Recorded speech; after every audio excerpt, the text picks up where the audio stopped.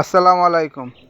আজকে আমার ব্রয়লার মুরগির খামারে বাচ্চার বয়স ৫ দিন পূর্ণ হইল। আমাদের জায়গার সংকট, তার জন্য আমরা জায়গাগুলো আরও একটু বাড়াই দিছি।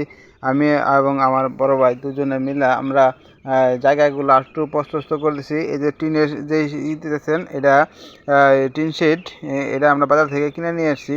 কিনে নিয়ে আমরা এই জায়গাটা পরিধি আরও বাড়াই দিচ্ছি, যাতে তারা দৌড়াদৌড়ি করতে পারে সুন্দরভাবে।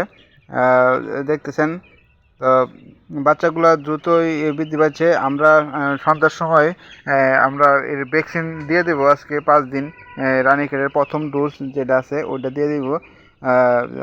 যে তারপর আমরা নেক্সট কার্যক্রম দেখতে পাবেন। যদিও আমরা এই ভিডিওতে আমরা এই ভ্যাকসিনের যে ভিডিওটা সেটা আমরা দিচ্ছি না।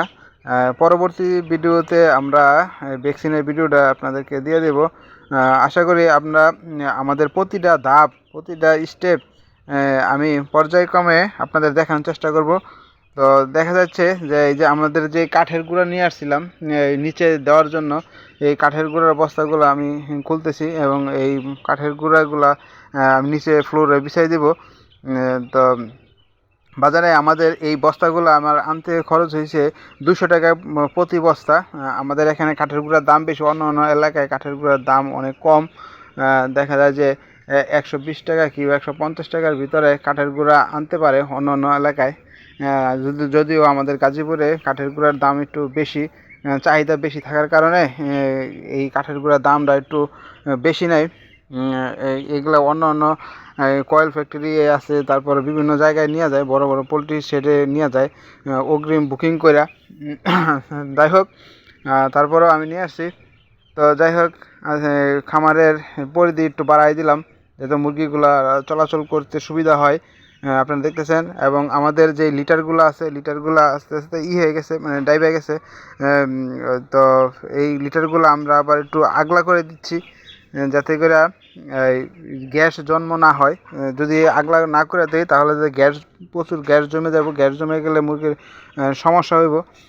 তার জন্য আমরা এটি খোসায় খোসায় দিতেছি যাতে এই গ্যাসগুলো বেরিয়ে যায়। তো যারা নতুন ও পুরাতন খামারি বাইরে আছেন, তারা পুরাতন যারা আছে অভিজ্ঞ লোক, তারা অবশ্যই জানে এই জিনিসগুলা। তো আমি যেহেতু নতুন খামারি, আমার বড় ভাই আবার এই খামার অনেক দিন যাবৎ করতেছে। উনি 20-25 বছর ধরে এই লাইনে আছে। তো উনি আমার হাতে কলমে দেখাইতেছে কীভাবে কী করতে হইব।